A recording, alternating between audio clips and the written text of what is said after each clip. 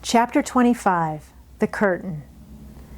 And the secret garden bloomed and bloomed, and every morning revealed new miracles. In the robin's nest there were eggs, and the robin's mate sat upon them, keeping them warm with her feathery little breast and careful wings.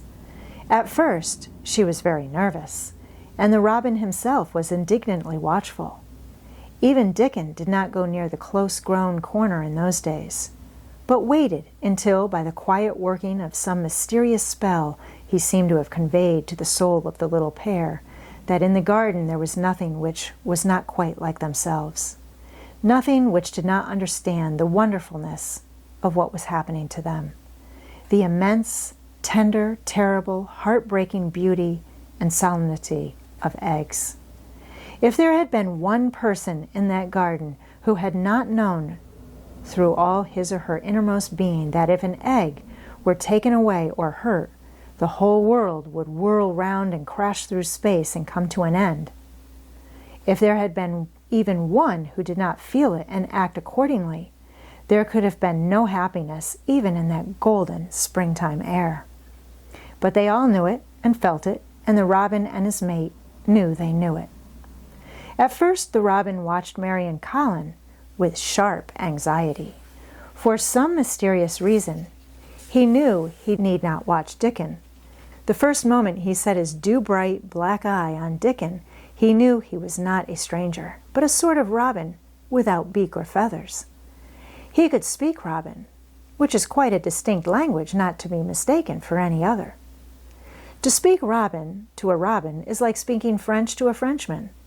Dickon always spoke it to the robin himself, so the queer gibberish he used when he spoke to humans did not matter in the least. The robin thought he spoke this gibberish to them because they were not intelligent enough to understand feathered speech. His movements also were robin. They never startled one by being sudden enough to seem dangerous or threatening. Any robin could understand Dickon, so his presence was not even disturbing. But at the outset it seemed necessary to be on guard against the other two. In the first place, the boy creature did not come into the garden on his legs. He was pushed in on a thing with wheels, and the skins of wild animals were thrown over him. That in itself was doubtful. Then, when he began to stand up and move about, he did it in a queer, unaccustomed way, and the others seemed to have to help him. The robin used to secrete himself in a bush and watch this anxiously. His head tilted first to one side, and then on the other. He thought that the slow movements might mean that he was preparing to pounce, as cats do. When cats are preparing to pounce, they creep over the ground very slowly. The robin talked this over with his mate a great deal for a few days, but after that he decided not to speak of the subject because her terror was so great that he was afraid it might be injurious to the eggs. When the boy began to walk by himself, and even to move more quickly, it was an immense relief. But for a long time, or it seemed a long time to the robin, he was a source of some anxiety. He did not act as the other humans did. He seemed very fond of walking, but he had a way of sitting or lying down for a while, and then getting up in a disconcerting manner to begin again. One day the robin remembered that when he himself had been made to learn to fly by his parents, he had done much the same sort of thing. He had taken short flights of a few yards and then had been obliged to rest. So it occurred to him that this boy was learning to fly, or rather to walk. He mentioned this to his mate, and when he told her that the eggs would probably conduct themselves in the same way after they were fledged, she was quite comforted and even became eagerly interested and derived great pleasure from watching the boy over the edge of her nest, though she always thought that the eggs would be much cleverer and learn more quickly. But then she said indulgently that humans were always more clumsy and slow than eggs, and most of them never seemed really to learn to fly at all. You never met them in the air or on treetops. After a while the boy began to move about as the others did, but all three of the children at times did unusual things. They would stand under the trees and move their arms and legs and heads about in a way which was neither walking nor running nor sitting down. They went through these movements at intervals every day, and the robin was never able to explain to his mate what they were doing or trying to do. He could only say that he was sure that the eggs would never flap about in such a manner. But as the boy who could speak robin fluently was doing the thing with them, birds could be quite sure that the actions were not of a dangerous nature. Of course, neither the robin nor his mate had ever heard of the champion wrestler, Bob Howarth, and his exercises for making the muscles stand out like lumps. Robins are not like human beings. Their muscles are always exercised from the first, and so they develop themselves in a natural manner. If you have to fly about to find every meal you eat, your muscles do not become atrophied. Atrophied means wasted away through want of use. When the boy was walking and running about and digging and weeding like the others, the nest in the corner was brooded over by a great peace and content. Fears for the eggs became things of the past.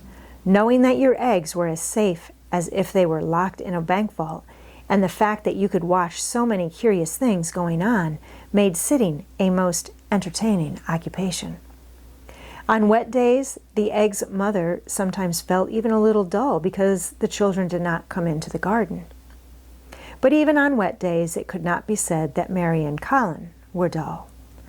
One morning when the rain streamed down unceasingly and Colin was beginning to feel a little restive, as he was obliged to remain on his sofa because it was not safe to get up and walk about, Mary had an inspiration. "Now that I am a real boy," Colin had said, "my legs and arms and all my body are so full of magic that I can't keep them still. They want to be doing things all the time. Do you know that when I waken in the morning, Mary, when it's quite early and the birds are just shouting outside and everything seems just shouting for joy, even the trees and things we can't really hear, I feel as if I must jump out of bed and shout myself, and if I did it, just think what would happen." Mary giggled inordinately. "The nurse would come running, and Mrs. Medlock would come running, and they would be sure you had gone crazy, and they'd send for the doctor," she said. Colin giggled himself. He could see how they would all look, how horrified by his outbreak, and how amazed to see him standing upright. "I wish my father would come home," he said. "I want to tell him myself. I'm always thinking about it, but we couldn't go on like this much longer. I can't stand lying still and pretending, and besides, I look too different. I wish it wasn't raining today." It was then Mistress Mary had her inspiration. "Colin," she began mysteriously, "do you know how many rooms there are in this house?" "About 1,000, I suppose," he answered. "There's about 100 no one ever goes into," said Mary. "And one rainy day I went and looked into ever so many of them. No one ever knew, though Mrs. Medlock nearly found me out. I lost my way when I was coming back, and I stopped at the end of your corridor. That was the second time I heard you crying." Colin started up on his sofa. 100 rooms no one goes into," he said. "It sounds almost like a secret garden. Suppose we go and look at them. You could wheel me in my chair, and nobody would know where we went." "That's what I was thinking," said Mary. "No one would dare to follow us. There are galleries where you could run. We could do our exercises. There is a little Indian room where there is a cabinet full of ivory elephants. There are all sorts of rooms." "Ring the bell," said Colin. When the nurse came in, he gave his orders. "I want my chair," he said. "Miss Mary and I are going to look at the part of the house which is not used. John can push me as far as the picture gallery because there are some stairs. Then he must go away and leave us alone until I send for him again." Rainy days lost their terrors that morning. When the footman had wheeled the chair into the picture gallery and left the two together in obedience to orders, Colin and Mary looked at each other delighted. As soon as Mary had made sure that John was really on his way back to his own quarters below stairs, Colin got out of his chair.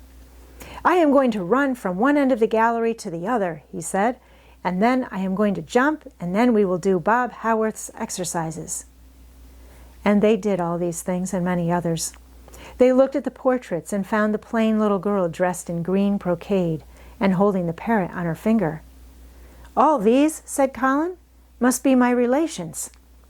They lived a long time ago. That parrot one, I believe, is one of my great-great-great-great aunts.